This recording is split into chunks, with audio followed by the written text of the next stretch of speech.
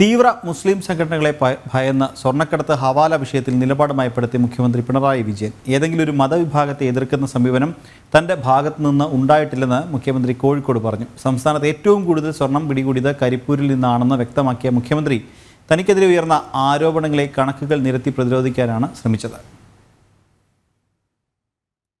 സ്വർണ്ണക്കടത്ത് ഹവാല വിഷയവുമായി ബന്ധപ്പെട്ട് പറഞ്ഞ കാര്യങ്ങൾ തലവേദനയായി തുടങ്ങിയതോടെയാണ് മുഖ്യമന്ത്രി പിണറായി വിജയൻ സ്വയം പ്രതിരോധിക്കാൻ ഇറങ്ങിയത്. മലപ്പുറത്തെ അപമാനിക്കാൻ ശ്രമിച്ചു എന്ന ആരോപണത്തിന് കണക്കുകൾ നിരത്തി മുഖ്യമന്ത്രി മറുപടി പറഞ്ഞു.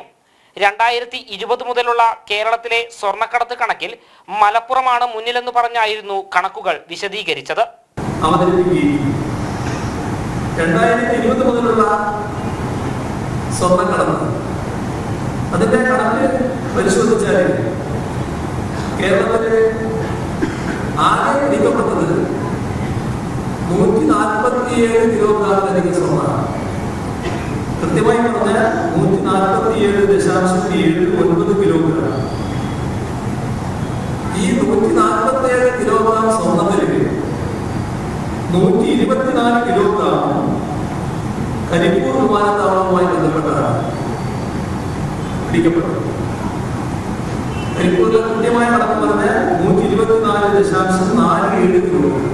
ന്യൂനപക്ഷ വർഗീയതയെ എതിർക്കുന്നത് ഏതെങ്കിലും ഒരു ന്യൂനപക്ഷ വിഭാഗത്തെ എതിർക്കുന്നു എന്നല്ല അർത്ഥം. താൻ പറഞ്ഞത് കണക്കുകളാണ്.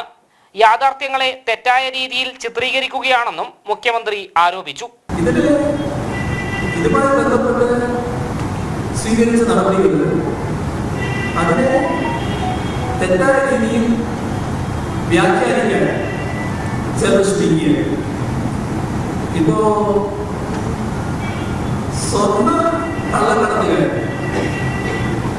ഹവാല ഇടപാടുകൾ അവരെ പിടികൂടുമ്പോൾ എന്തിനാണ് ചെറുപ്പത്തിൽ കൊണ്ടുപോകുന്നത്? അത് മനസ്സിലാക്കാൻ കഴിയാത്തൊരു കാര്യമാണ്.